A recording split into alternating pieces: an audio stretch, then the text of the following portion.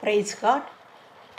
ఈరోజు అహజ్యా జీవిత చరిత్ర, ఏలియా ప్రవచనం. బైబిల్లో అహజ్యా అనే పేరు గల ఇద్దరు వేర్వేరు రాజులు ఉన్నారు.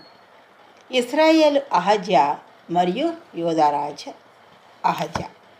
ఇద్దరు రాజులు ఇశ్రాయేల్ అహజ్యా అంటే ఉత్తర రాజ్యాన్ని పరిపాలించిన అహజ్యా మరియు యూదా రాజ్యాన్ని పరిపాలించిన అహజ్యా యూదా అహజ్యా. వీరిద్దరూ విగ్రహారాధనను ప్రోత్సహించిన దుష్టపాలకులుగా పరిగణించబడ్డారు. ఇద్దరు కూడా దుష్టపాలకులు మరియు త్వరితగతిన విషాదకరమైన మరణాలను ఎదుర్కొన్నారు. వీళ్ళు ఇశ్రాయేల్ యొక్క ఉత్తర రాజ్యాన్ని పరిపాలించిన అహజ్యా గురించి మనం చూసుకుందాం. ఇతని నేపథ్యం ఏంటంటే అత్యంత దుర్మార్గుడైన రాజు ఆహాబు మరియు రాణి యెజబెల్కు జన్మించిన కుమారుడు. ఈయన పరిపాలన సుమారు 2 సంవత్సరాలు, దాదాపు క్రీస్తు పూర్వం 853-852 కాలంలో పరిపాలించాడు.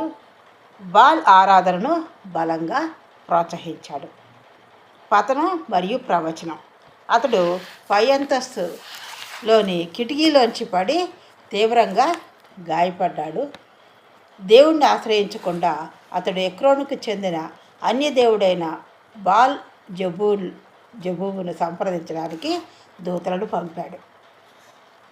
ఏలియాతో సంఘటన. ప్రవక్త ఏలియా దూతలను అడ్డగించి అహజ్యా తన గాయాల వల్ల చనిపోతాడని ఇది చెప్పాడు.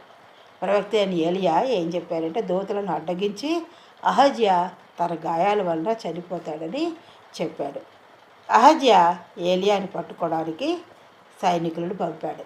ఈ అహజ్యా ఏలియాని పట్టుకోవడానికి సైనికులను పంపాడు. కానీ 3వ సేనాధిపతి దయ కోసం వేడుకోక ముందే ఆకాశం నుండి వచ్చిన అగ్ని మొదటి 2 బృందాలను దహించి వేసింది. కానీ 3వ సేనాధిపతి వచ్చి దయ కోసం వేడుకోక ముందే ఆకాశం నుండి అగ్ని దిగి వచ్చి మొదటి 2 బృందాలను దహించి వేసినట్లుగా చూస్తాం. ముందుగా చెప్పినట్లే అహజ్యా మరణించాడు. ఏలియా ప్రవచించినట్లే, ఏలియా చెప్పినట్లే అతను మరణించాడు అహజ్యా. ఈయన చాలా దుర్మార్గుడని చూసుకున్నాం. తర్వాత విగ్రహారాధనను ఎక్కువగా ప్రోత్సహించాడు. తర్వాత అత్యంత దుర్మార్గుడైన రాజట. మరియు రాణి యెజబెల్ ఆహాబుకు జన్మించిన కుమారుడని చూసుకున్నాం. ఈయన బాల్ ఆరాధనను బలంగా ప్రోత్సహించినట్లుగా మనం చూసుకున్నాం. ఈ విధంగా పాత నిబంధనలు అనేక మంది రాజులు